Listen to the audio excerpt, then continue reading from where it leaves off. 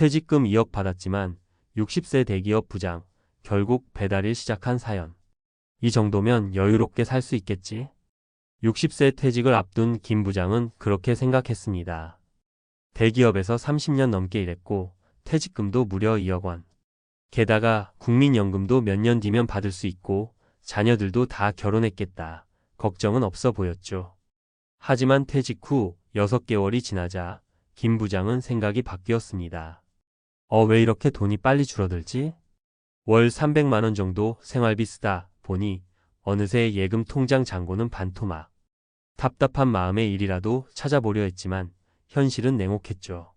부장까지 했는데 내가 무슨 일을 해? 자존심도 상하고 나이도 걸림돌이었고 결국 선택한 건 배달 일이었습니다. 그런데 김 부장만의 이야기가 아니더라고요. 요즘 퇴직 후 배달, 경비, 마트 업무에 나서는 중장년층이 정말 많아요. 오늘은 그 이야기를 좀 해보려 합니다. 퇴직금 2억이면 충분하다고 믿었던 우리의 착각, 그리고 퇴직 후 삶을 제대로 준비하지 않으면 겪게 되는 현실. 3가지 실제 사례를 통해 풀어보겠습니다. 1. 퇴직금은 금방 증발한다는 걸 몰랐던 58세 박 과장의 이야기. 박 과장은 중견기업에서 32년 일하고 퇴직하면서 1억 5천만 원의 퇴직금을 받았습니다. 이걸로 빚도 갚고 여행도 좀 다녀오고 차도 바꾸고. 그렇게 1년도 안 돼서 70%를 써버렸습니다. 퇴직 후엔 시간이 많아지니 소비도 많아지더랍니다. 특히 아내와의 갈등도 생겼어요.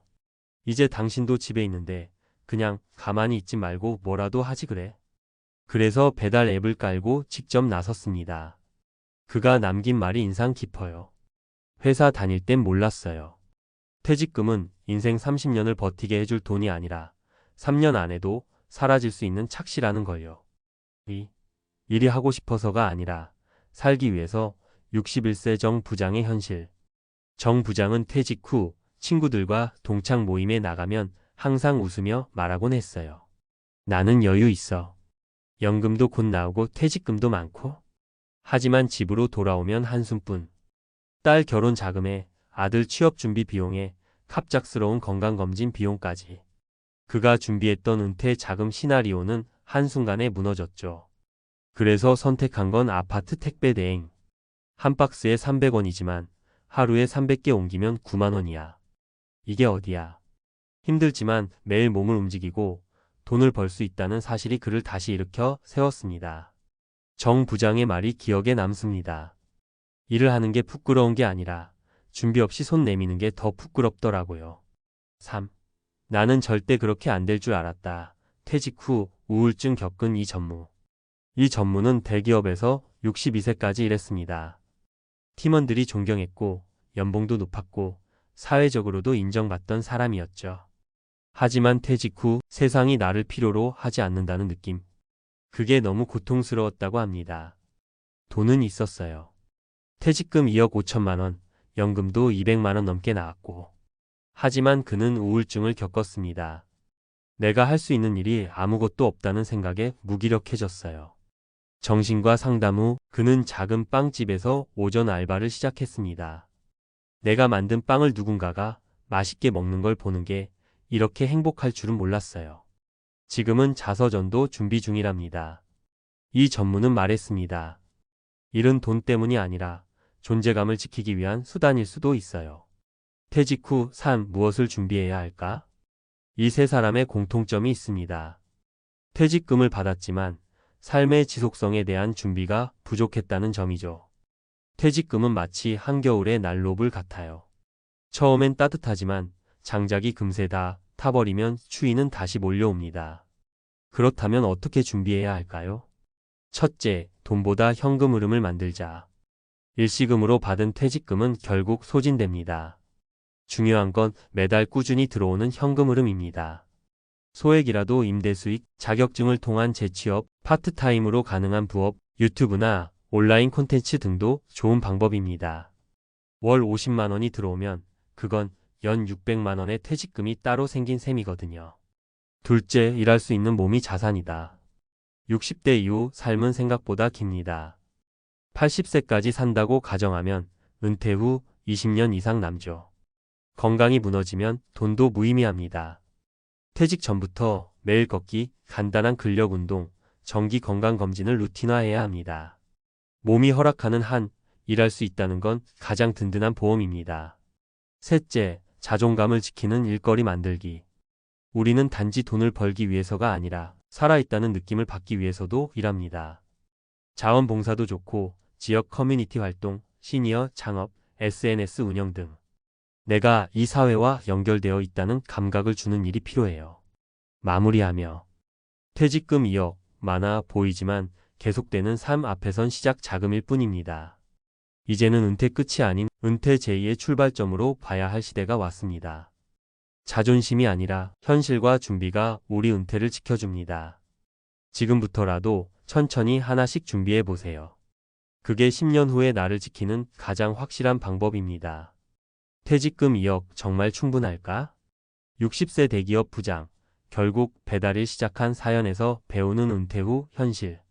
퇴직 후 2억 원의 퇴직금을 받았다고 해서 노후가 보장되는 건 아닙니다. 퇴직 직후엔 여유롭다고 느낄 수 있지만 몇 년 지나지 않아 생각보다 빠르게 자금이 줄어들고 다시 경제활동에 나서는 시니어들이 늘고 있습니다. 이 글에서는 퇴직금을 충분히 받았음에도 불구하고 다시 일자리를 찾아야 했던 실제 사례 3가지를 통해 은퇴 후 삶의 현실과 준비해야 할 방향을 구체적으로 전달하고자 합니다. 1. 퇴직금은 목돈일 뿐 매달 드는 생활비엔 취약하다. 사례 퇴직 후 1년 만에 배달 일을 시작한 박 과장 58세.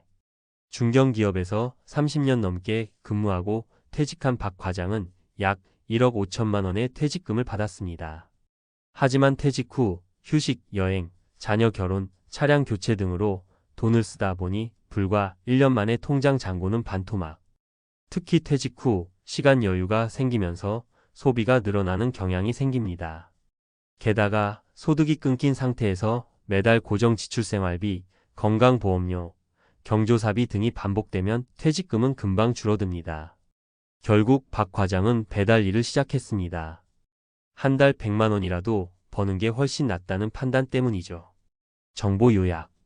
퇴직금은 생활비로 쓰기엔 지속 가능하지 않음.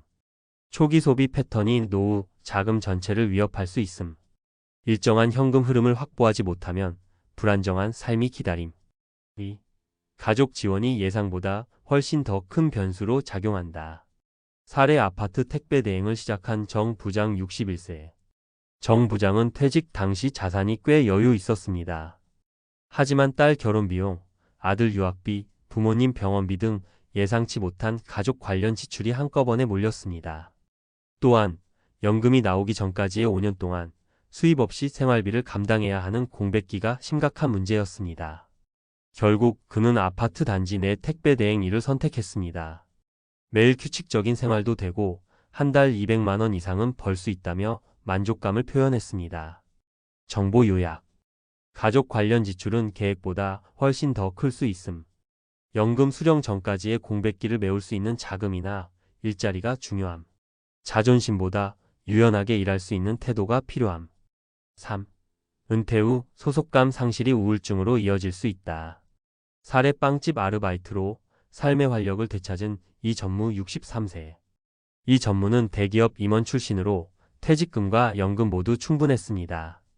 하지만 퇴직 후 나는 이제 사회적으로 아무 의미 없는 존재가 된 건가? 라는 생각이 들며 우울감에 빠졌고 일상 리듬이 완전히 무너졌습니다. 정신과 치료 후 그는 동네 빵집에서 오전 아르바이트를 시작했습니다. 하루 4시간 근무로 소득은 많지 않았지만 다시 필요한 사람이 되었다는 감정이 그를 회복시켰습니다.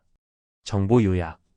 은퇴 후 가장 무서운 건 경제적 빈곤이 아니라 관계 단절과 자존감 하락. 소속감을 느낄 수 있는 작은 일이라도 삶의 질에 큰 영향을 미침. 돈이 목적이 아니라 삶의 의미를 지켜주는 수단으로 일의 가치가 큼. 그럼 어떻게 준비해야 할까? 현실적이고 실천 가능한 3가지 노후 대비 전략. 1. 현금 흐름을 만드는 자산을 확보하라. 퇴직금을 한 번에 쓰는 것보다 매달 일정 수입이 들어오는 구조를 만들 필요가 있습니다. 월세 수입 가능한 소형 임대 자산. 고정 수익이 가능한 자격증 기반 일거리의 보육 도우미, 도서관 사서, 조리사 등 유튜브, 블로그, 스마트 스토어와 같은 소규모 온라인 활동. 작은 수익이라도 꾸준히 들어오면 심리적 안정이 생기고 소비 통제도 쉬워집니다. 이 건강은 최고의 노후 보험이다. 퇴직 후에도 일할 수 있으려면 무엇보다 건강한 몸과 체력이 있어야 합니다. 퇴직 전부터 매일 걷기, 근력 운동 습관화, 정기적인 건강검진과 식습관 관리, 술, 담배 줄이고 수면과 스트레스 관리. 체력이 유지되면 단기 파트타임이나 소일거리도 부담 없이 할 수 있고 병원비 부담도 줄일 수 있습니다. 3일을 통한 자존감 유지 방안을 고민하라. 퇴직 후엔 스스로의 존재감이 크게 흔들릴 수 있습니다. 돈을 버는 목적이 아니더라도 사회와 연결된 활동이 필요합니다. 재능 기부나 자원봉사, 지역 커뮤니티 또는 평생교육 프로그램 참여, SNS나 유튜브를 통한 개인 활동 기록. 자신이 여전히 사회의 일원이라는 인식은 삶의 질을 결정짓는 중요한 요소입니다. 결론. 퇴직금 2억은 절대적인 안전망이 아닙니다. 그건 단지 출발점일 뿐, 그 이후의 노후 생활은 어떻게 쓰고 어떻게 살아가느냐에 따라 완전히 달라집니다. 실제 사례들을 보면 공통적으로 말합니다. 돈보다 중요한 건 살아갈 기반과 태도였다. 지금 퇴직을 앞두고 있거나 은퇴 후 삶이 막막한 분들이라면 지금 이 순간부터라도 현금 흐름, 건강, 사회적 연결을 하나씩 점검하고 준비해 보시길 바랍니다. 당신의 노후는 아직 충분히 바꿀 수 있습니다.